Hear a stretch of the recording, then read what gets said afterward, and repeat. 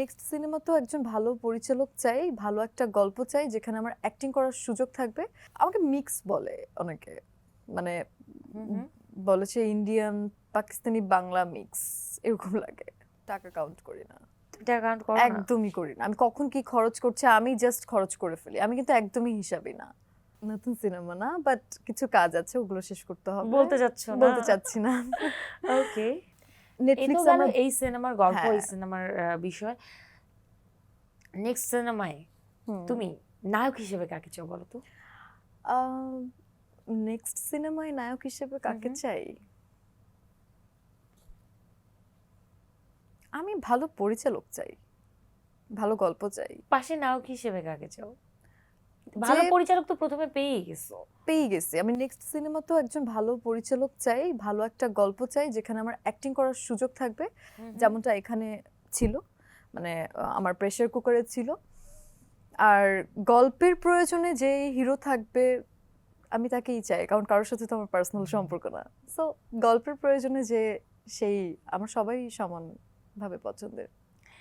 ওকে। আচ্ছা, তোমাকে কি কেউ কখনো বলেছে যে তোমার চেহারার মধ্যে একটু ওপার বাংলার ভাব আছে? হ্যাঁ। কার কথা বলে? কারোর কথা, অনেকের কথা বলেছে, বাট আমাকে মিক্স বলে অনেকে। মানে বলেছে ইন্ডিয়ান, পাকিস্তানি, বাংলা মিক্স এরকম লাগে। ওকে। একটু ঈদের গল্পে আবার ফেরত আসতে চাই। ঈদের সালামের গল্প তো শুনলাম না। সালামি তো দিচ্ছি দিচ্ছি দিচ্ছি। পাচ্ছ না? পাচ্ছি কম, দিচ্ছি বেশি।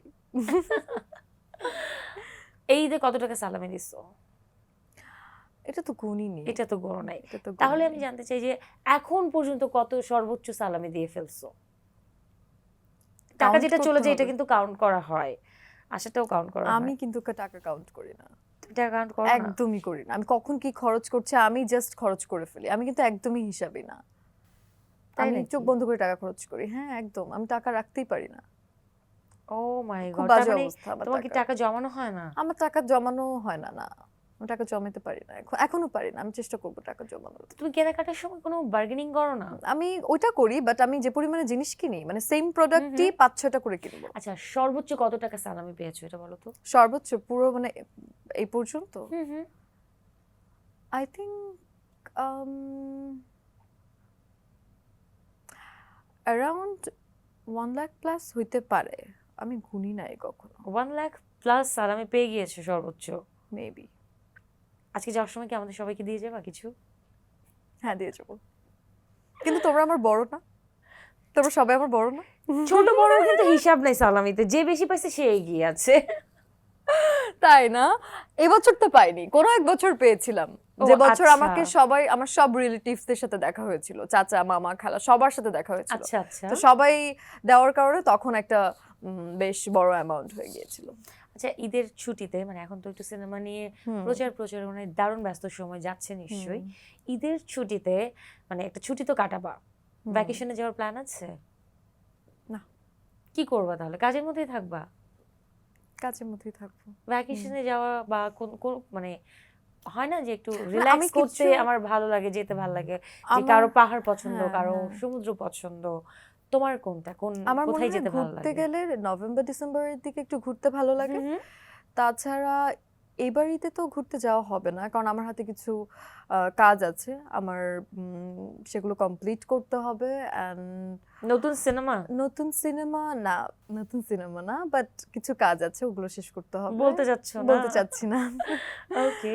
আর ঈদে একটু বাসায় সময় দিব। অনেকদিন বাসায় মি টাইমটা কাটানো হয় না। এটাকে একটু মি টাইমে কি করা হয় একটু বলো তো?